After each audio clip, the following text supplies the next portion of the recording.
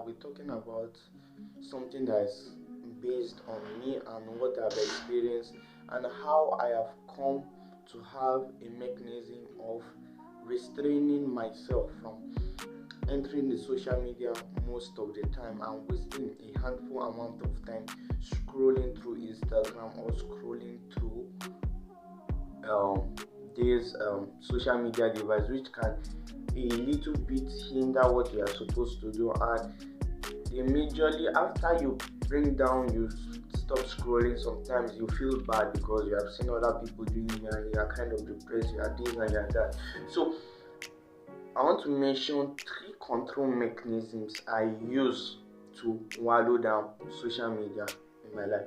Now the first reason is I think it's kind of biological to me, because I've noticed for some time, anytime I'm in social media for too long, my brain hurts.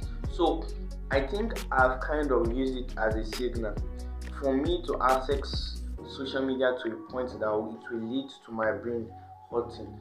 I find it that once I begin to discover there's been a strain on me, is a sign that you should probably calm this down. That no matter how the chatting is interesting, no matter the content I'm consuming on social media, no matter the laughs and no matter the arguments, no matter everything I'm engaging there is is so exciting, I tend to bring them down. That I kind of put my health first. That if this thing can get to this stage and is making my head to hurt and my brain to hurt, it's probably time for me to bring it down. Now, the second reason being that I don't often recharge my phone with that I majorly sometimes I even leave my account balance, the SIMs that I use, that is MTN and Airtel, on the negative side of my balance. Even though I do borrow from those service providers, sometimes I have the funds to repay, but I often hold it back because I know if there is every tendency for me to pay back the loans I hold, and I will be tempted because maybe there is this thing that is happening and I want to look, but someone within me, my body is telling me, you don't necessarily need to follow this, you don't necessarily need to follow that. Then I will withdraw it. I will choose not to engage in that very thing, so I can be able to restrict myself from accessing that content by refusing to pay for data or refill my lines with cards so that I'll be able to buy data. Now the next app is called App Freeze. Now this is a phone I've been using on this phone for some time now. I think about 7 months or so. Now this feature is particularly comes in handy, especially if I have data and I want to use it for something that is quite important. And I don't want to get distracted. Maybe I'm doing something online, I'm doing something relating to posting or uploading something on my email also, or I'm applying for a scholarship.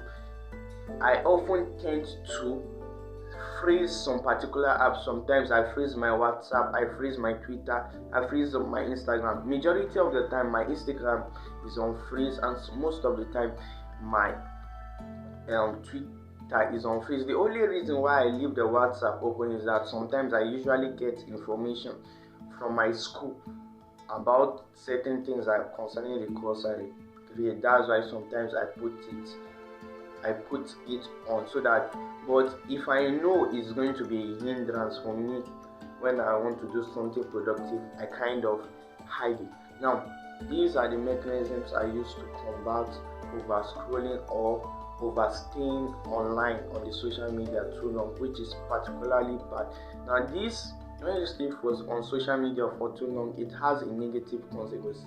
Number one, it can lead to depression. Number two, it can lead to jealousy. Number three, it makes you feel inferior because I think there was one day I went on social media, I was kind of browsing through it, then I kind of saw a post from my friend that his days is that. I was kind of, when I upped the data, I began to reflect.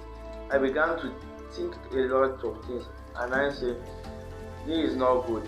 If if you are going, if you know you being there and you see somebody that will particularly make you feel uncomfortable and unsafe, or whose content particularly gets to you just freeze it. And if you know that app is particularly harmful to you, then you can go a whole long way to delete or to install that app. And social media as a whole can be also used for bullying, promoting fake speech, and a whole lot of things. Although social media too has its own positive aspect, but many people use it in a negative way. So if you have not subscribed, do well to subscribe, and I will see you in the next video. Peace.